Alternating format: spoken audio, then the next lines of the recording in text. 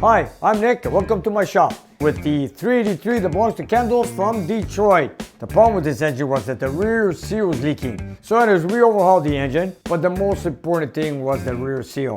So I got to start this engine, warm it up, get it hot, break in the cam, and then hopefully it doesn't leak.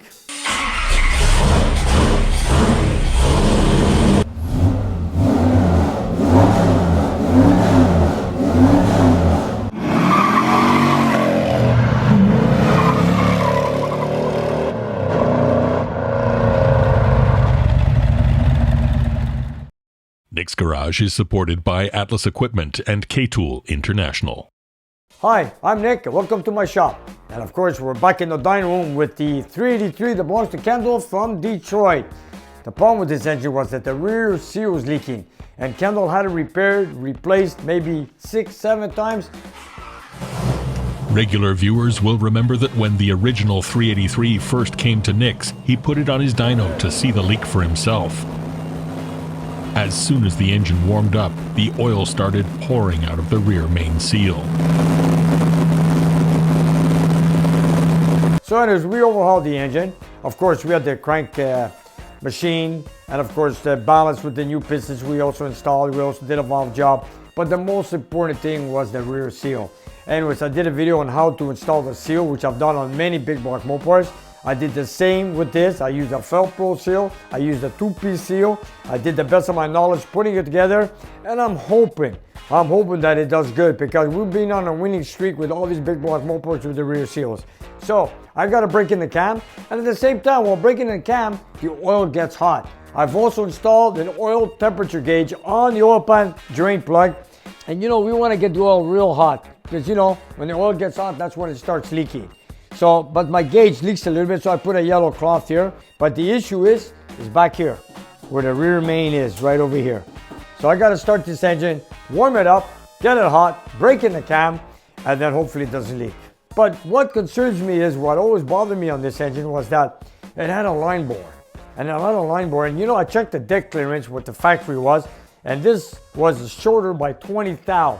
In other words, did they cut too much on the line bore? I'm not sure, but when you do a line bore, you bring the crank closer to the cam, but nobody touches inside the block where the rear seal sits. That was my only concern. But you know what? I said, let me put it in like I usually do and see how it goes. And then if it goes good, we're good. If not, well, we'll see what happens. I have two concerns all the time when I finish building an engine. Two things that worry me the most. Do I wipe out the cam on a break-in and the rear seal not leaking? Those are my two most concerned things when I build an engine. So I just gotta get it started now, warm it up, heat it up, and let's see what goes on. We gotta break it in at 2000 RPM for 20 minutes. The oil's gonna get nice and hot, and we're gonna see if the rear seal leaks and also break in the cam. So let's get started and let's see how it goes. It's the moment of truth. Okay, let's turn it on. Okay, here we go. Yeah, Kendall, you know, I feel bad for Kendall. Like, they went through 6-7 times doing a rear seal, and now maybe this is the 7th or 8th time, and I'm the one doing it for the first time. Well, you know what? Before I hand him over the engine, I want to make sure it's perfect. So, at the same time, we got a new camshaft in there, and let's break it in, check the oil pressure. I've also replaced the oil pump, but we also had 45 foot-pounds of pressure, but I like to get at least 60 at 2000 RPM. So let's see how it goes. In this engine, I'm not really looking for horsepower. You know, we've got the cast iron intake manifold, you know, that's a genuine piece, but the concern is the oil leak, breaking the cam, and maybe hopefully make some 350 or so horsepower. So let's get it started. And I gotta make sure it starts right away. Get it to 2000 RPM for 20 minutes, and perfect, 20 to 6, here we go. I'm just gonna put the fuel pump on. I know I checked this earlier, they had no leaks.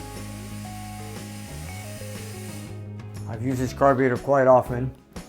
It's an Elderbox 750. I'd like to use the customer's carburetor, but I always use my own to get especially to break in the cam. Okay. The distributor should be good there. I've primed the engine before I installed the engine on the dynamometer. The water level is full. My water line is on. My timing light is here. Okay. Hook up the distributor. I guess we're ready. Okay. Make sure it's got gas. I think we're ready. Okay, here we go. Let's go, here we go. No fan this time, just the one.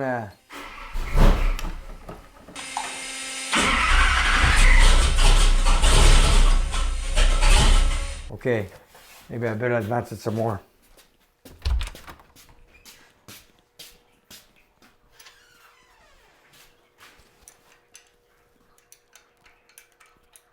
I marked it, but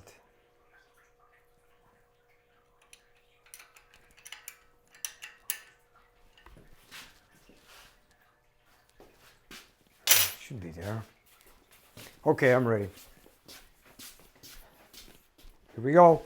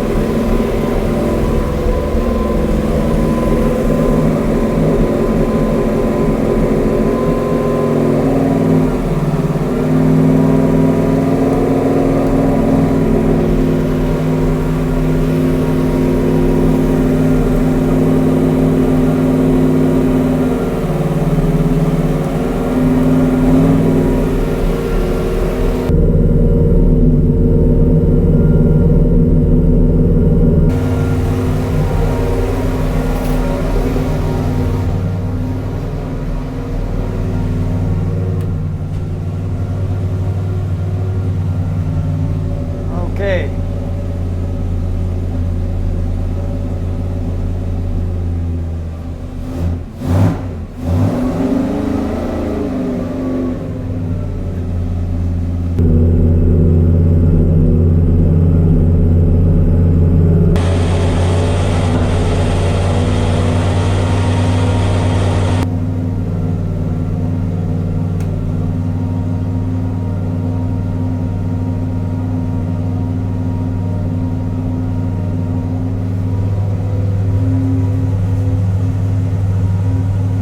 So far, so good. I remember building one engine. I don't know what went wrong. The moment I had it started, it leaked oil like crazy. But so far, so good.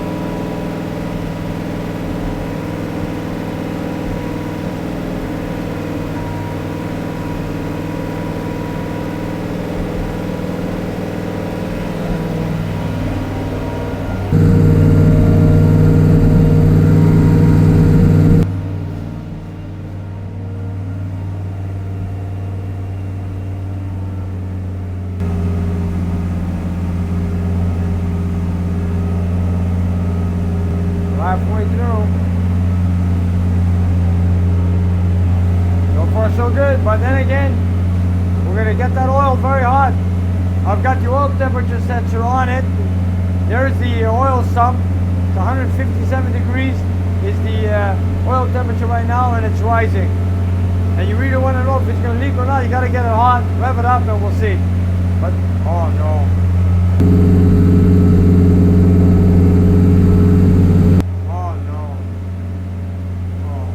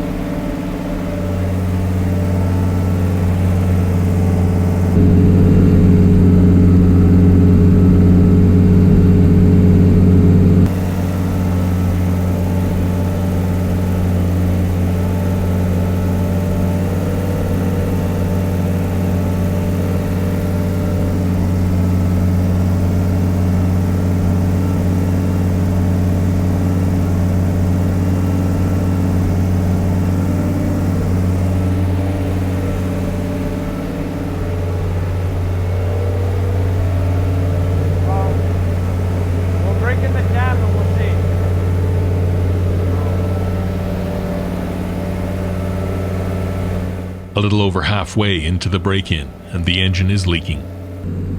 And it looks like it's from the rear main seal again.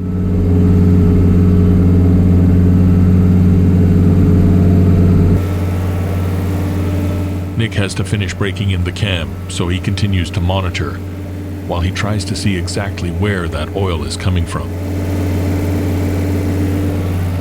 He spots a puff of smoke, but that was his sweater burning on the header. It's one thing after another today.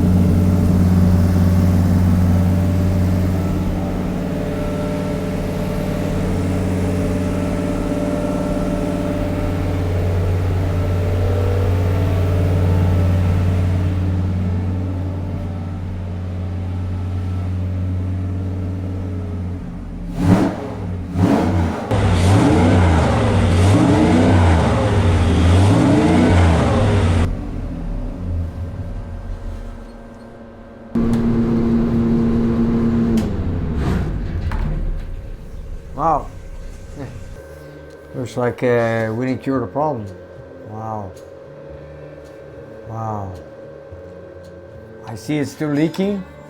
I just can't pinpoint exactly. Is it the retainer, the seal, or what? I'm trying to look in there, but as the engine's running, those headers are too hot. I get my hands in there and my face, and it gets really hot. But I just can't figure it out. I just cannot figure it out.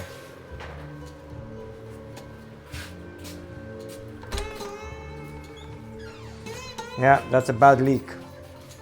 Yeah, that's a bad leak. Oh, I got time to do this now. Oh wow. You know what? This is very strange.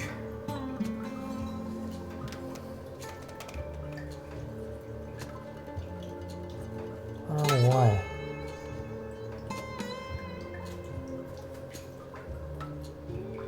It's hard to say where exactly is leaking.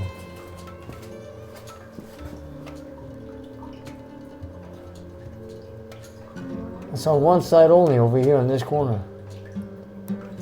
But where? Where? I wish I could take off the flywheel while it's running so I could take a good look. This is incredible. Come on, Nick. Where's that leak?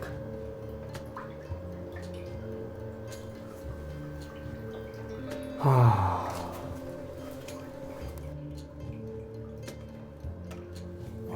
you know what? I'm gonna get it. I'm gonna take a good look while it's running, but I can't have the engine running 2,000 RPM. There's a lot of heat created from the headers.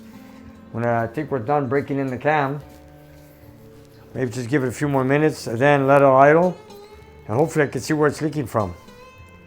So let's break in the cam another 5 minutes, and then we'll take it from there. Let's go.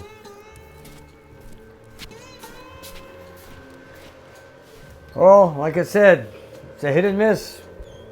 And this is one that I wanted to make sure it became perfect. But no, my luck, no. We're going to do all temperatures at 200 degrees, just like the water temperature.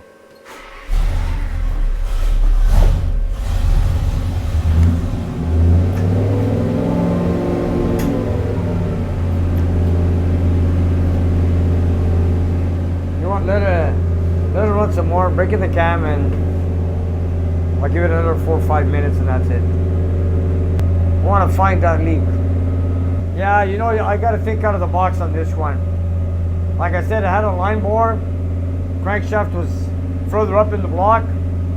You know, when you make a line bore, the material that's cut on the main bearings, you know, the crank raises, but the seal location does not change. It stays in the same place because that's untouched during a line bore, but you can't cut in there.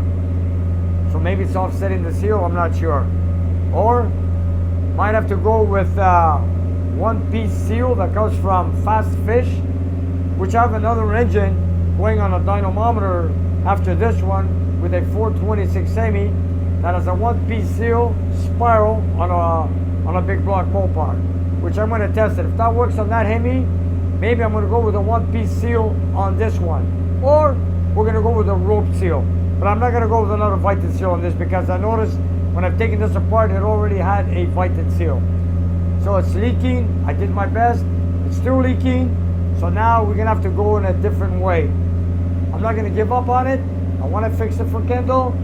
And right now, let me break in the cam. Everything goes well. And well, one thing we'll find out is I just wanted to get it to idle. I want to take a good look, see where it's really coming from. It's hard to say with the flywheel turning there, you know, between the oil pan, the retainer, and the block, and whatever. So I'll give it a couple more minutes, let it break in, and then hopefully I can find out what's leaking and hopefully fix it. But I will not deliver the engine the way it is leaking oil, that's for sure.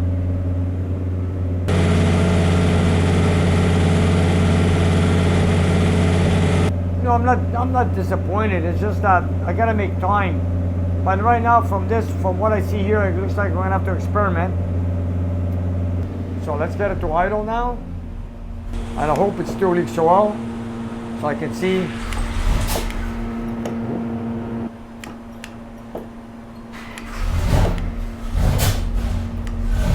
Oh, what's happening here?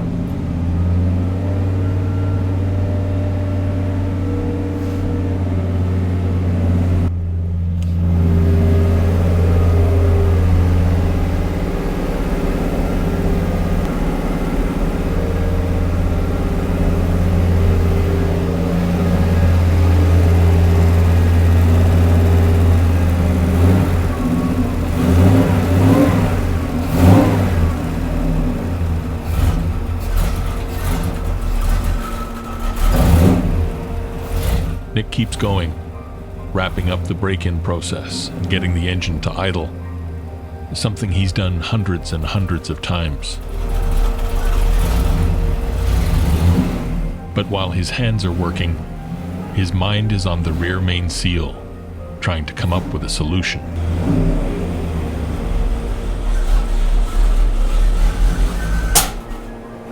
A way to fix an engine that several other people have gone through and altered.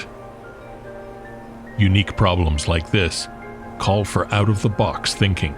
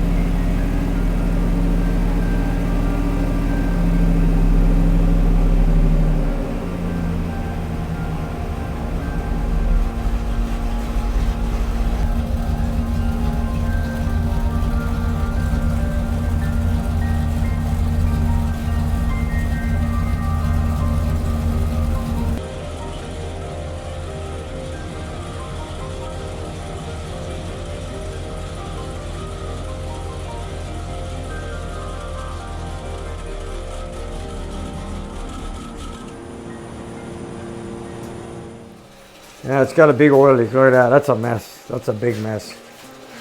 Wow. No, I want to do some further testing, but I'd like to fix the oil leak first. God, I guess I'm not lucky on this one. Anyways, I'm just going to have to take a good look where it's leaking from. Maybe remove the engine from the dyno, take a look, see where the wet stain is. Go with a different seal, maybe different retainer. I'm not so sure. Anyways, I'm going to stop testing right now. I don't want to do any testing. I'd like to fix that oil leak. You know, all I did was break in the cam. We got a good oil pressure. The only thing I got, a problem is that rear seal. I'm not happy with it. Yeah, there's a big disappointment, but what can you do? I'll get to it. I just can't figure out where it's leaking from. It's hard to say. It's hard to say. God, I never had one. You know, I had leaks, but not this big. That's a big leak. I can't see it. I can't see it. And you know, there's so much heat with these headers, which I despise. I'm trying to get my face closer in there so I can take a good look, but it's so difficult. It is so difficult.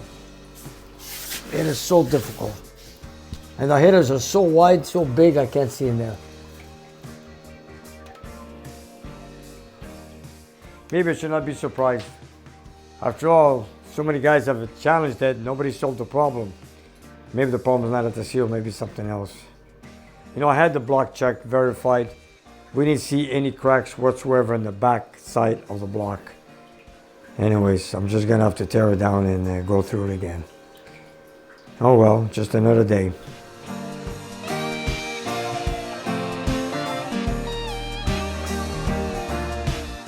So after a disappointing day in the dyno room, Nick decides to head home and sleep on the dilemma of the leaky 383. After all, tomorrow is another day. And as it turns out, it's going to be a very important day in the evolution of Nick's garage. This was disappointing, but I got some good news. Look what came into the shop to save the day, or should I say, save the shop. Take a look.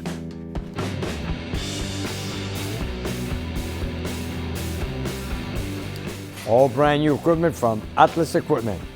It's gonna save my day because you know what? You got so much dead space here, I'd sure love to put a car up here. And Atlas came to the rescue. That's right. As you may have noticed at the head of the video, Nick's garage is now proudly supported by Atlas Equipment and K-Tool International. Recently, Nick contacted Atlas Equipment to see about getting a new lift to stack up some cars and make a little room in his shop. And the amazing folks there stepped up big time with a truckload of new gear.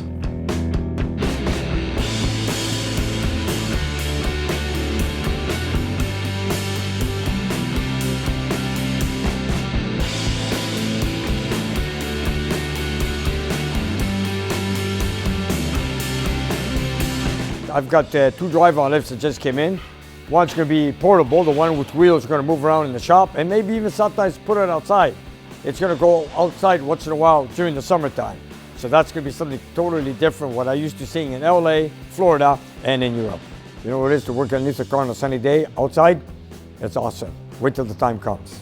Then we have another one that's going to be bolted to the floor right here in this corner. So I could have some cars parked up on the top, have some equipment on the bottom, or even a car. But you know what? Space is so valuable that you gotta make space. And this is the perfect thing I needed for my shop. And not only did Atlas provide the cool new lifts for the shop, they also made sure that installation was flawless with the services of Charles and Jean from JS Boisvert. Everyone at the shop was super excited to see things take shape.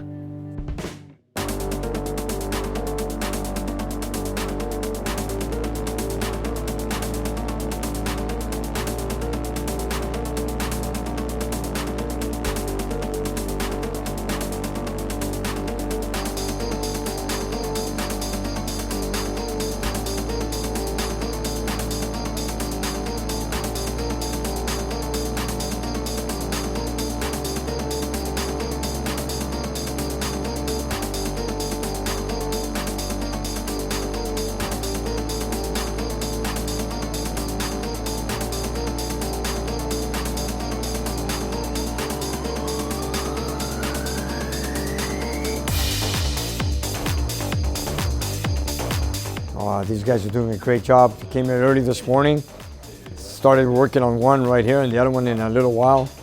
And they're doing a great job, and I gotta thank you guys. And you know what, before you know it, we're gonna have them both set up in my shop before the day is over.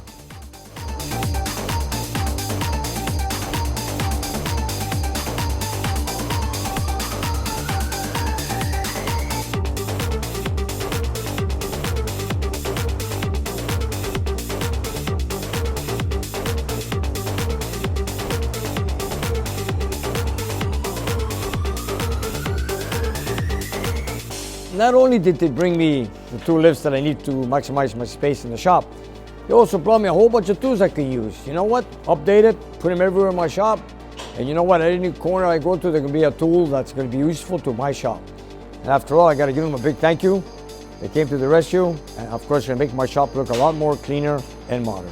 And let me show you the footage of the other night when they arrived here.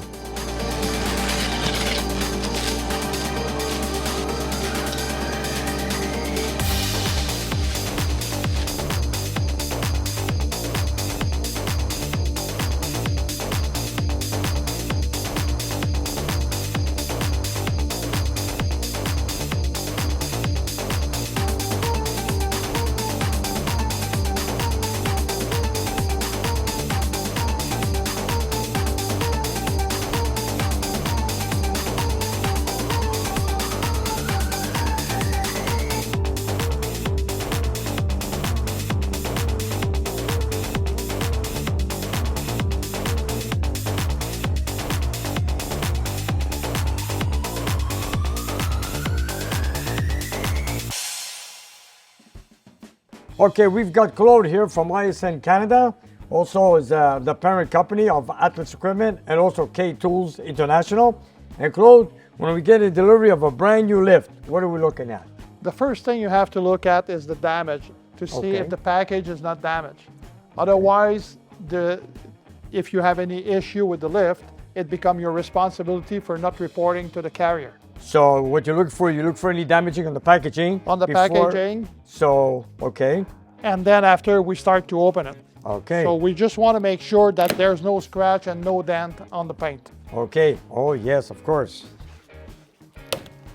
So you gotta, so in other words, when the delivery comes in, it's a customer's job to look at it before the truck leaves. Exactly.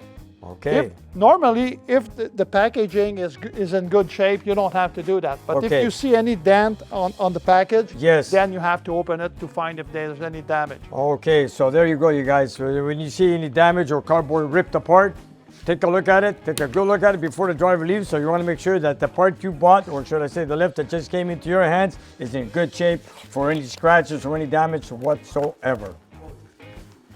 This is a very rare occasion. It's so It's big rare, and but it heavy. happens once in a while. Even if we use the best carrier, sometimes they're being unload and reload because it's a It's a heavy country piece of area. equipment. It's an heavy piece of equipment, so it has to be handled with a forklift or something like that. Okay. And sometimes they bring the fork right into the lift. So this is all up on the transportation companies, you guys. Yeah, it could happen, but you know, there's no dent in there, and You know, there's yeah. no scratch in the paint. Yeah, what I'm looking for is major damage, but let's say, you know, like it's got a little crack here, like a little torn here on the side. But you know what, always take a good look, you guys. You know, it only takes a few minutes to rip off the cardboard. And then, of Exactly. course, you take it from there.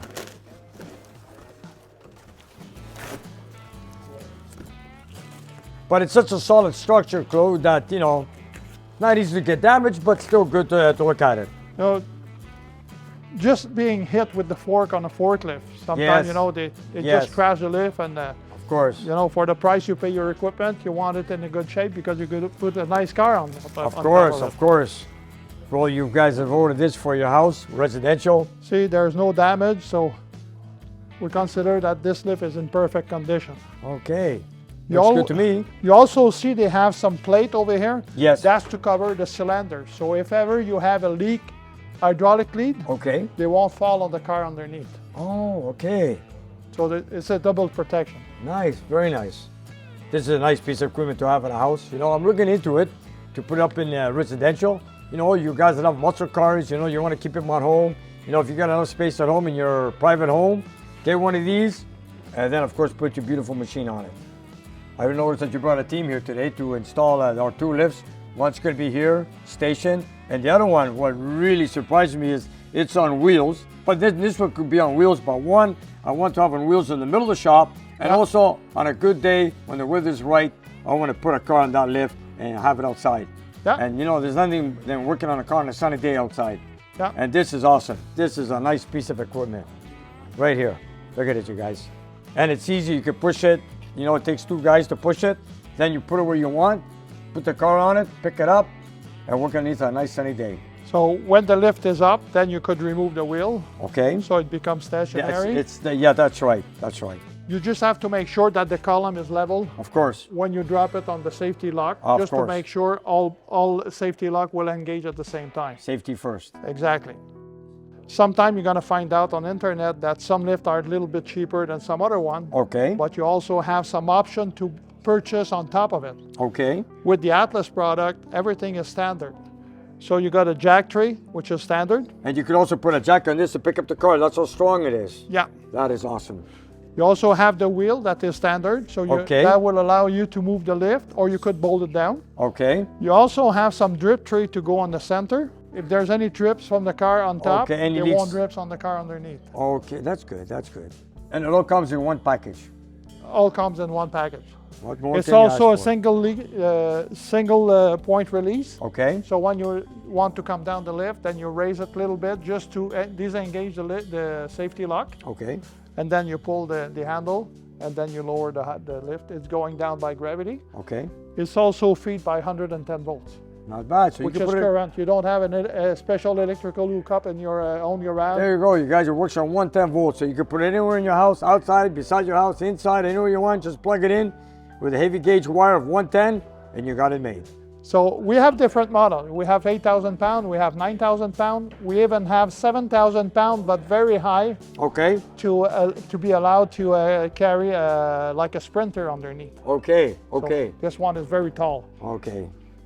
Well, most muscle cars are like within under 5,000 pounds. Like my Challenger is 3,800 pounds. My Kawasaki is 4,500 pounds. But you know what? It's more than enough. Oh yeah. It's more than enough. I mean, you got some people who's got you know, like four-ring RVs, okay, which are a little bit higher than than those capacity, but they could handle all those cars. So you got a few models available. Yeah, we do. Good stuff. We also have like ALI certified lift, okay, which is a third-party testing. Okay. So at that time, you are sure that you're gonna have a long-term parts availability on it. Okay. And I noticed this thing does not take much space. It's pretty portable. You can move it around and you can practically put it anywhere. It doesn't take more than one parking space. No, it doesn't. So that will allow you to have 2 parking space in one spot. That's going to be great. Let me tell you, this is going to be one great feature in my shop, or anybody out there that wants to get one of these lifts. Guys, you want to put it in your house, put it in a residential, of course, commercial, or even outside your house. This is a perfect thing for you guys, especially with all these classic cars you guys have. Also, if you have a fancy floor in your garage, yes, they have polymer wheels. Yes, don't so they scratch won't it. scratch the floor. Yes, on my house I got a ceramic floor. Yeah. And you know, I'm going to look into it because, you know, I got a third car. It's a 2-car garage. I got a third car. I got a high ceiling. I just got to modify the door, how it opens up so I can put one of these in. And then the car I don't drive during the winter, I put up on top of the one that I usually drive. Or have the 2 lift and buy another car. That's right. And there you have it, you guys. This is good. You're going to be very happy, and it's going to serve you for a long year. Claude, thank you very much. Thank you, Nick. I got ISN Canada here, you guys. Let me tell you, they know their stuff.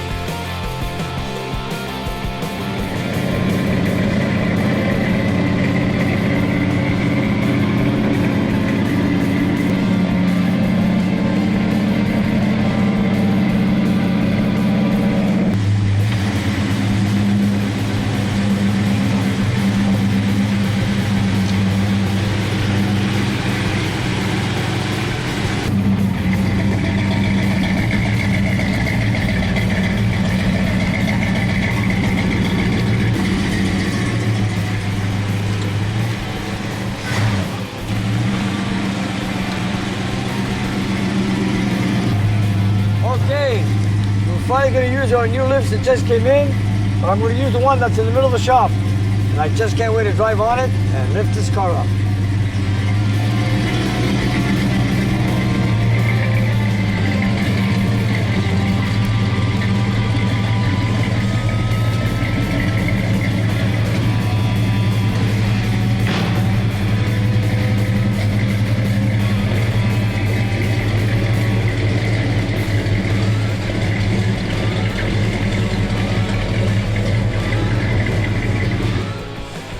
That was easy. Beep beep Roadrunner. Okay, let's put it to the test. Up in the sky, that's what I say. Up in the sky. That's cool, man. 69 Roadrunner, beep beep. Yeah. Yep, very locked. There's never enough lifts, you know that? You can have all the cars you want, but you need as many lifts as you can. So we got 2 more that came in today from Atlas Equipment that brought them in, supporting us on our shop here. I gotta give them a big thank you, and we got just started. We put 1 car up on the lift for tonight for storage, because I got a lot of cars to bring in. And starting during the week or the weekend, we're gonna put a car on the other side where I want to put a car for storage. A big thank you to Atlas Equipment and of course K-Tool International that's supporting our shop and our channel by bringing in lifts and new tools to get our shop running well. I want to give a special thank you to Jean and Charles today for installing the 2 lifts that came in from ISN Canada, Atlas Equipment. They got them installed, didn't make a mess, did a quick job, did it perfect. So if you guys have any lifts to get repaired, check out with J.S. Boisvert and they'll take care of you. Nick has had a really good day and is so proud to welcome his new sponsor to the channel and to the shop. But there's one thing that's been gnawing at him all day long: the 383. While the guys were putting the lifts together, Nick was working on a solution. And later, after he's already put in a 13-hour day, he just has to give it one more try before he goes home. Okay, it's been a long day. It's on my, I'm on my 40th hour of the day.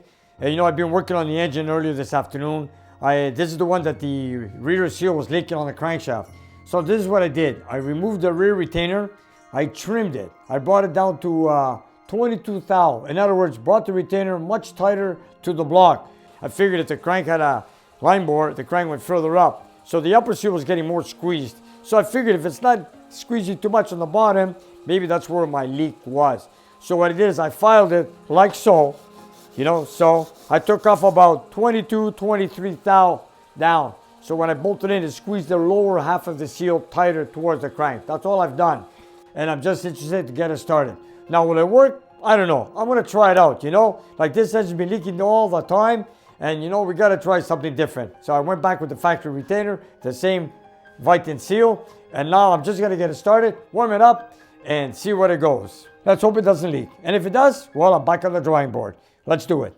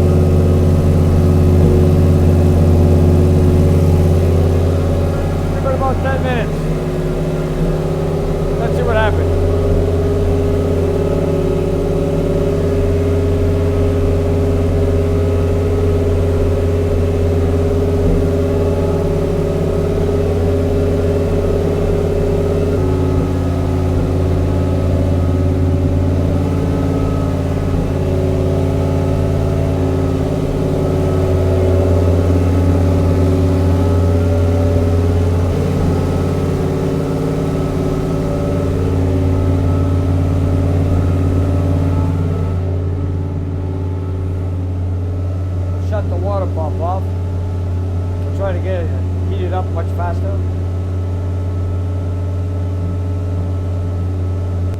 That's the oil temperature. That's your battery voltage, oil temperature, water temperature in Fahrenheit. fuel 1, fuel 2. Fuel 1 is what's operating the fuel right now into the one fuel line going to the front meter. Manifold pressure, and of course the oil pressure. And we have our RPM and air fuel ratio.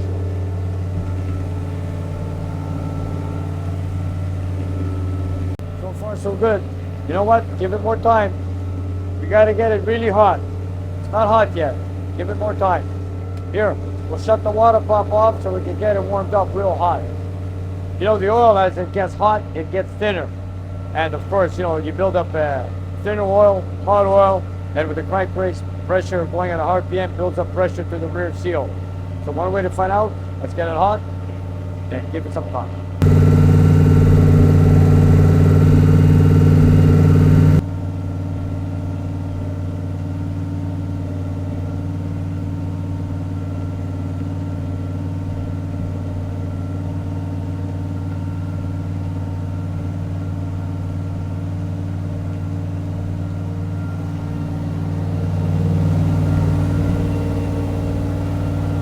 Good.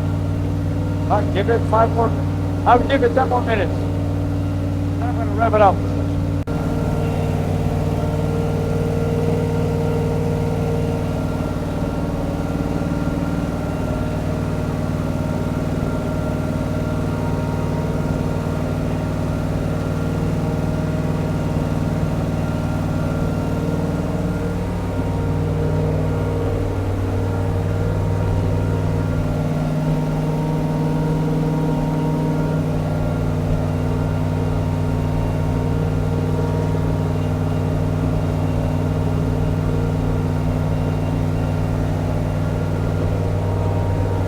Please. I hope what it did works. I just hope. It's something I took a chance with. Gambling. I'm trying experimenting right now out of the box. So, time will tell.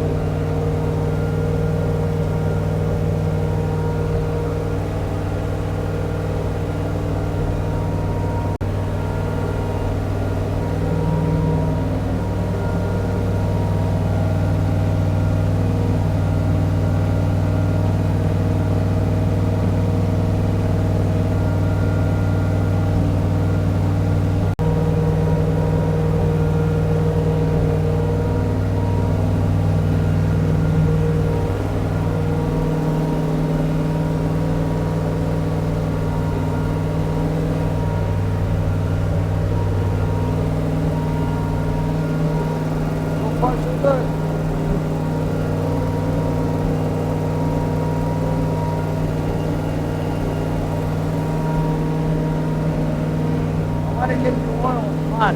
Then I want to rev it up. Rev it. Give it a beating depth.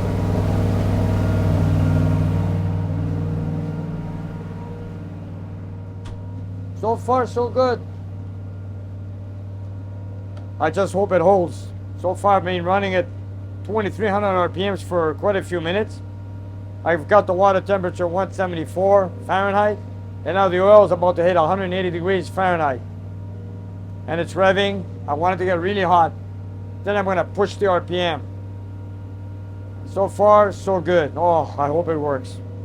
You know, this is something I do out of my own way of thinking. You know, I know that the, look, we're at 187 so far. I know that it looks pretty good so far.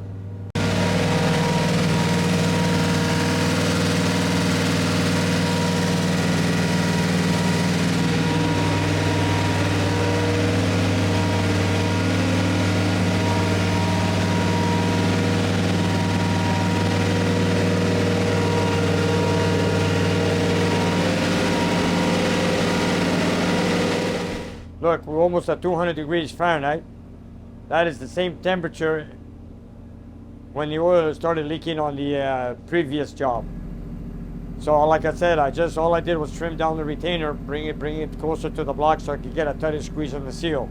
And yes, I did put back the same seal. I've just, you know, it looked in good shape. For some reason, I said, you know what?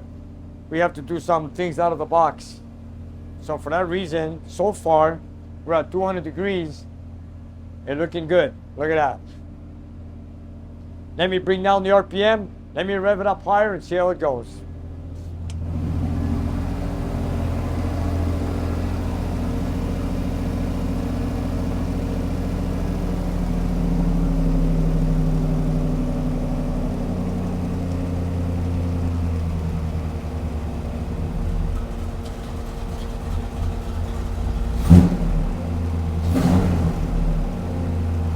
And we are still running a set of points in this distributor.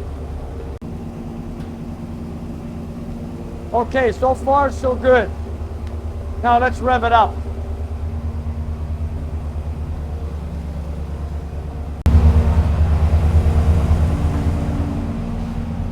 Okay, here we go. I'm just gonna rev it up. So far, been running for 10 minutes. We got the oil hot, and I don't see any leak. So now let's rev it up and see if it goes.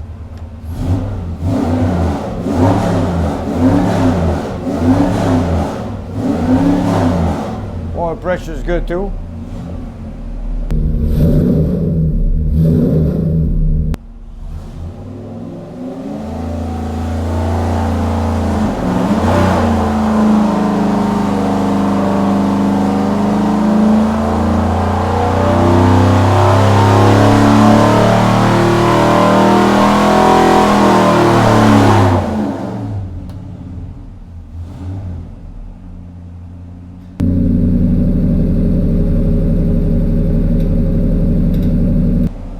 You know, I was hoping for 350 horsepower with the cast iron intake.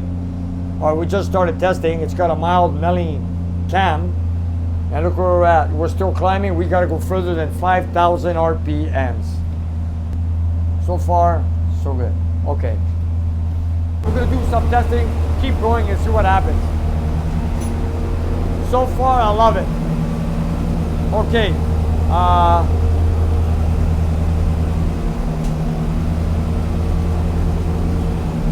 I'm going to back up the timing a little bit.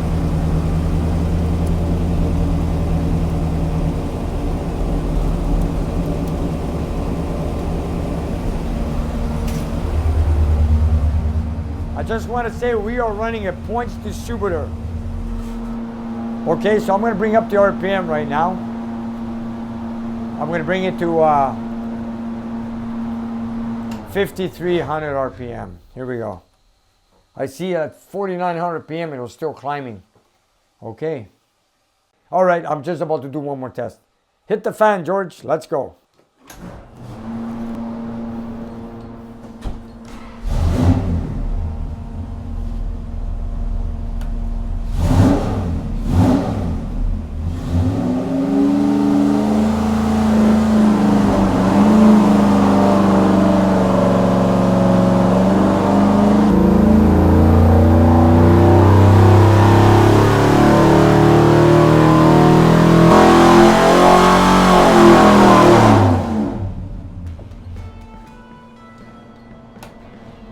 Okay.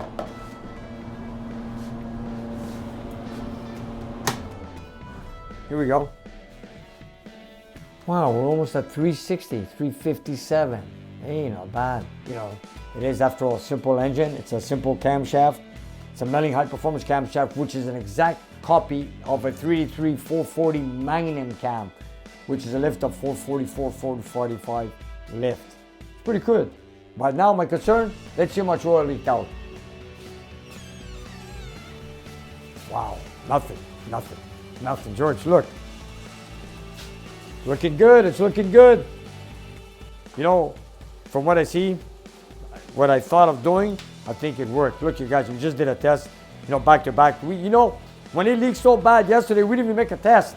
Now I did 2 tests and we got nothing. Right now we just did a 3rd test and I see no oil coming down. And you see, I think we achieved the goal. Well, you know what? Tomorrow I'm going to do further testing just to be sure. But so far, so good. It looks like we did the right thing. So Kendall, if you're watching, you know, it's not leaking right now. It looks pretty good. I'll do some further testing. We're almost at 360 horsepower with the cast iron intake. And now I'm waiting for Kendall to send me his original carburetor so I can put it on the engine, test it with this carburetor, with this points distributor, and of course, make sure the air fuel ratio is correct. Play again with the timing, leave the headers on, keep checking for an oil leak, and then I'm glad. Okay, guys, I hope you enjoy what you're watching. And thanks for watching us here in Nick's Garage. And subscribe to my channel. And thank you very much. It's been a long day, let me tell you.